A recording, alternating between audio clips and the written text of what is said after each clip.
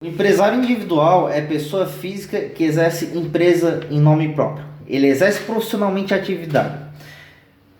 Cuidado, porque o empresário ter um CNPJ não significa que ele seja pessoa jurídica. O empresário individual é pessoa física que exerce empresa em nome próprio. E por exercer empresa em nome próprio, ele tem a sua responsabilidade ilimitada. Ou seja, ele responde perante os seus credores com todo o patrimônio que ele possui. Não há separação do patrimônio dele como pessoa natural e o patrimônio dele como um empresário. O patrimônio ele é único, ele é tratado como pessoa jurídica, mas não é pessoa jurídica. Ele é pessoa jurídica por equiparação para fins de recolhimento de tributo. E por não ser pessoa jurídica, não tem separação de bens. O empresário individual é pessoa física que exerce a empresa em nome próprio. É o empresário que exerce profissionalmente a atividade. O patrimônio é único, portanto a responsabilidade do empresário é ilimitada. O que significa dizer que ele vai responder perante os credores com todos os seus bens particulares e aqueles sujeitos também ao resultado da empresa. Alguns tipos societários há possibilidade de limitação da responsabilidade. Por exemplo, um empresário individual, por responder de forma ilimitada, ele às vezes fica com medo de realizar um registro e acaba convidando alguém para ser sócio e criar uma sociedade limitada. Mas agora, com a medida provisória, esse problema acabou. É possível criar uma sociedade limitada com um único sócio. Se a medida provisória for convertida em lei, a tendência é que a figura do empresário individual deixe de existir. O legislador vai continuar prevendo a possibilidade de registro do empresário individual, mas se não houver uma alteração na lei para que a sua responsabilidade seja limitada, a tendência é que as pessoas não façam mais a sua inscrição como empresário individual. O enunciado 5 da Jornada de Direito Civil diz que quando as obrigações decorrentes da sua atividade, o empresário individual tipificado no artigo 966 responde primeiramente com os bens vinculados à exploração da atividade econômica, isso nos termos do artigo 1024 do Código Civil. Esse enunciado de direito comercial quer dizer que, se a empresa tem bens suficientes para resolver o crédito, não há que se falar em atingir os bens particulares do devedor. Isso é a aplicação do benefício de ordem para o empresário individual. Somente pode ser esgotado os bens particulares depois de esgotado os bens sociais. Primeiro, serão resolvidos os bens utilizados por exercício da empresa e, posteriormente, se não for suficiente, os bens particulares serão utilizados na resolução da dívida. A inscrição do empresário ela deve obedecer o artigo 968 do Código Civil. Esse artigo 968 ele menciona que o empresário, ao realizar a inscrição, ele vai colocar o seu nome, a sua nacionalidade, o seu domicílio, o seu estado civil, vai colocar se ele contraiu matrimônio. Também deve constar na sua inscrição a firma com a respectiva assinatura autógrafo do empresário. Se for MEI, ele dispensa o capital e dispensa a assinatura autógrafo. O parágrafo 4º e o parágrafo 5º do artigo 968 diz que tem a dispensa de capital e de assinatura autógrafo. O motivo disso é que o MEI ele realiza a inscrição dele diretamente no site do portal do empreendedor. Por isso que ele dispensa o capital e a assinatura autógrafo.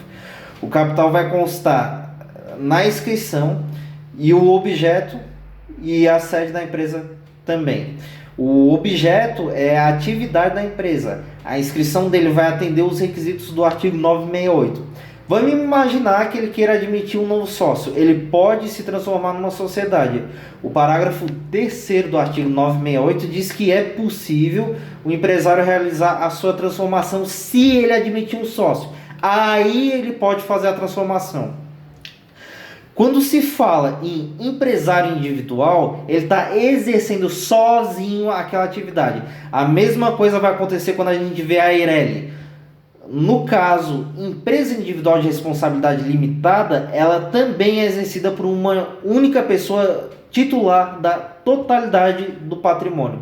O parágrafo 1º do artigo 968 diz que, com as indicações estabelecidas neste artigo, a inscrição será tomada por termo no livro de registro público de empresa mercantil e obedecerá um número de ordem contínuo para todos os empresários inscritos. O parágrafo 2º diz que à margem da inscrição e com as mesmas formalidades serão averbadas quaisquer modificações nela ou ocorrentes. Ou seja, o legislador está falando que qualquer alteração que seja feita, seja com relação ao capital, sede ou objeto, é imprescindível a averbação no registro público de empresa mercantil. Até divórcio ou casamento deve ser averbado no respectivo órgão. O parágrafo 3º se refere à transformação desse empresário em sociedade. Caso venha admitir sócio, o empresário individual pode solicitar ao registro público de empresa mercantil a transformação de seu registro de empresa para o registro de sociedade empresária. É conveniente que os empresários individuais que hoje estão registrados na junta comercial devem aplicar a medida provisória que está em vigor desde o dia 30/4/2019.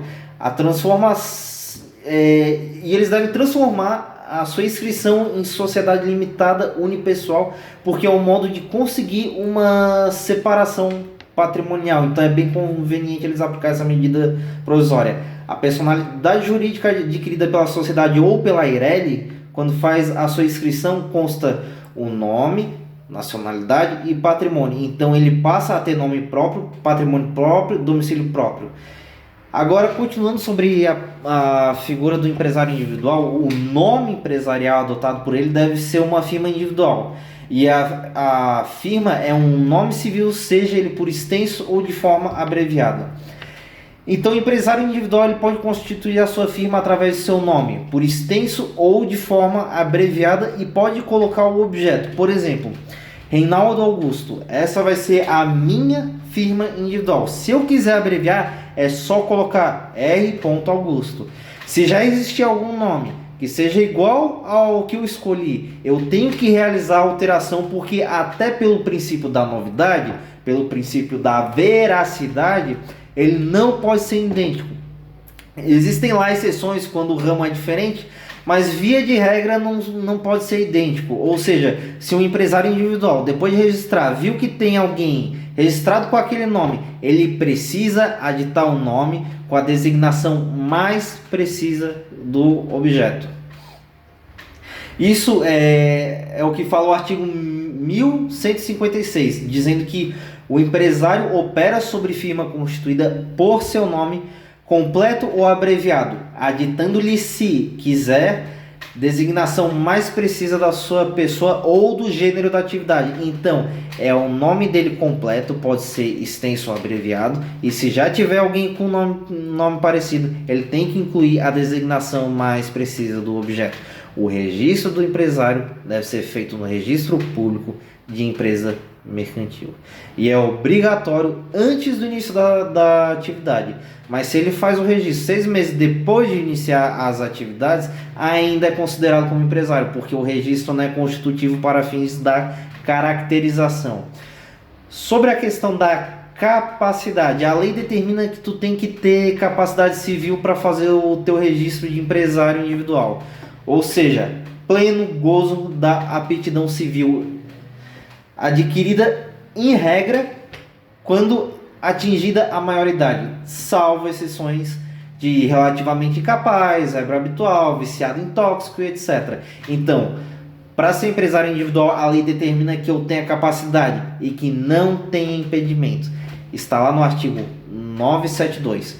Então, eu posso exercer a atividade como empresário se eu tiver em pleno gozo da minha capacidade civil e se não houver impedimento.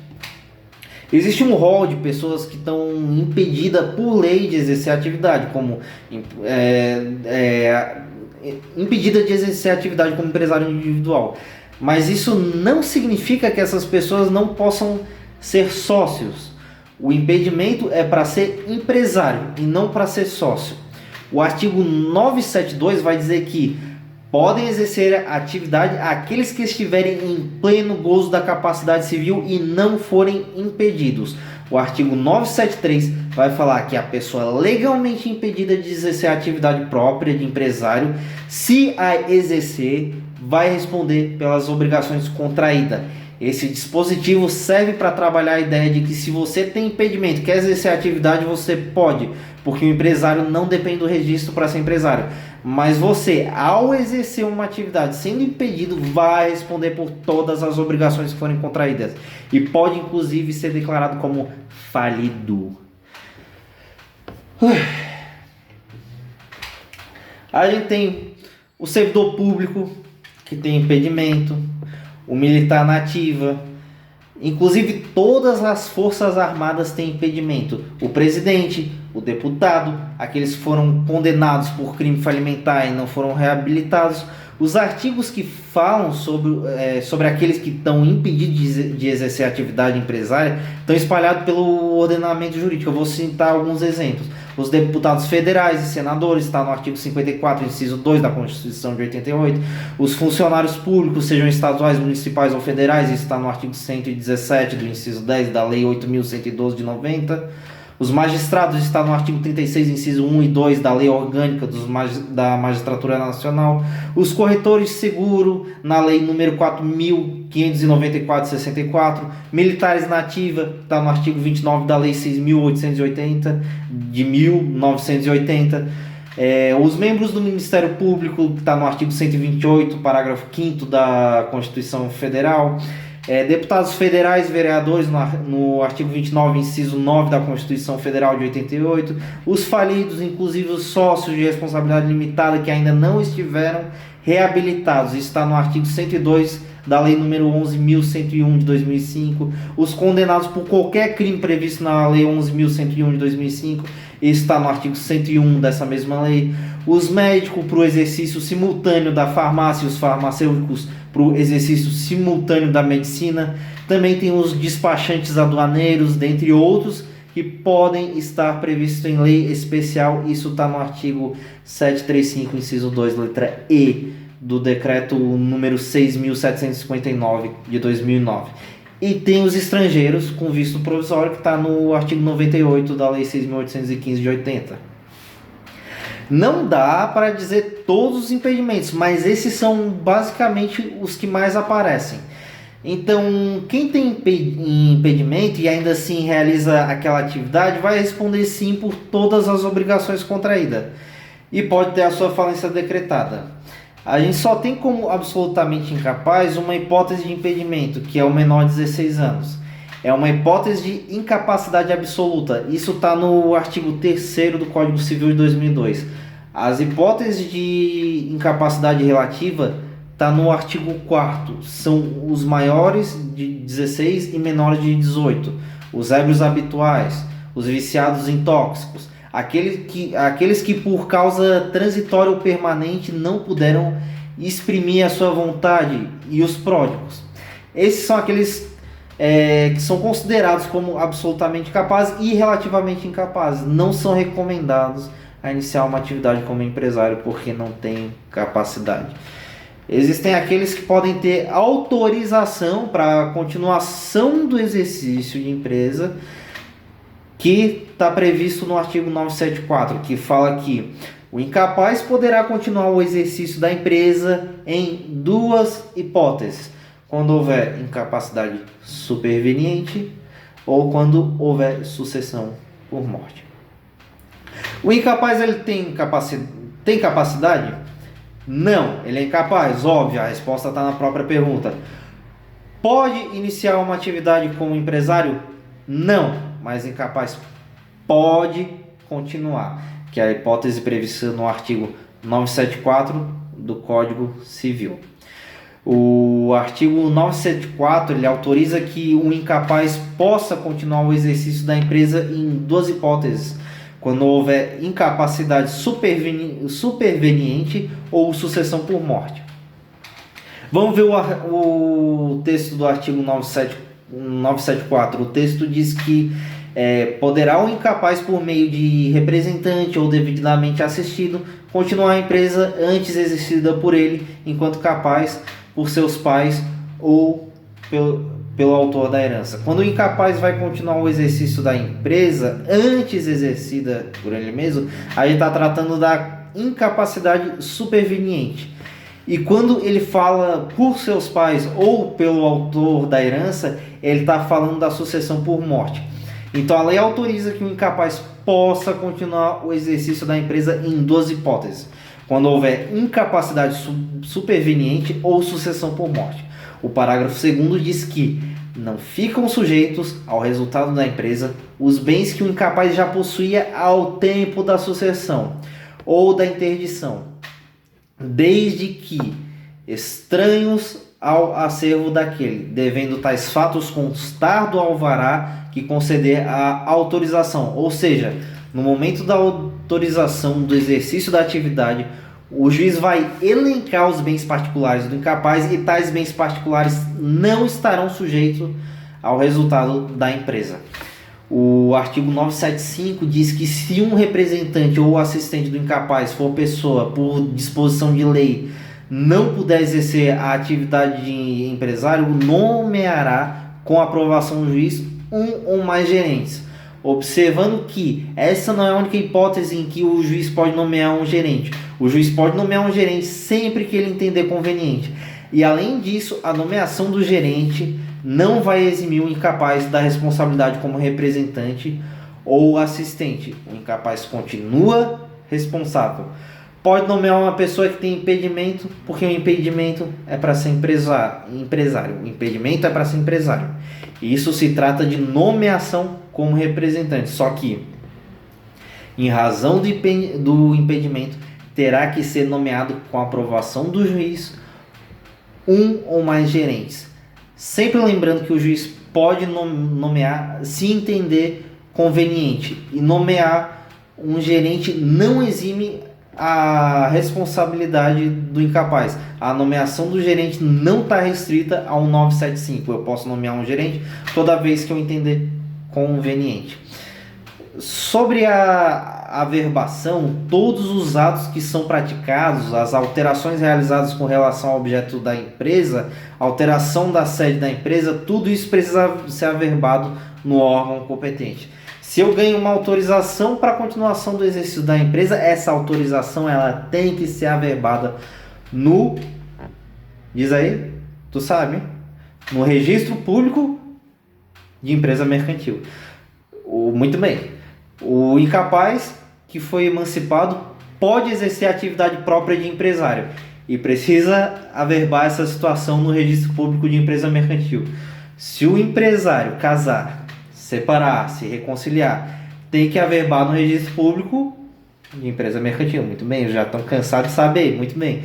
Todos os atos precisam ser averbados, porque é através da averbação no órgão competente que se dá ciência a terceiro que houve aquela alteração. É importante que o terceiro saiba que ele está contratando com o incapaz e que os bens daquele incapaz não vão responder caso aconteça alguma coisa, e que aquele incapaz tem autorização para a continuação do exercício da empresa. O artigo 967 diz que a prova da emancipação e da autorização do incapaz, nos casos do artigo 974, e de eventual revogação desta, serão inscritas ou averbadas no, diz aí, registro público de empresa mercantil.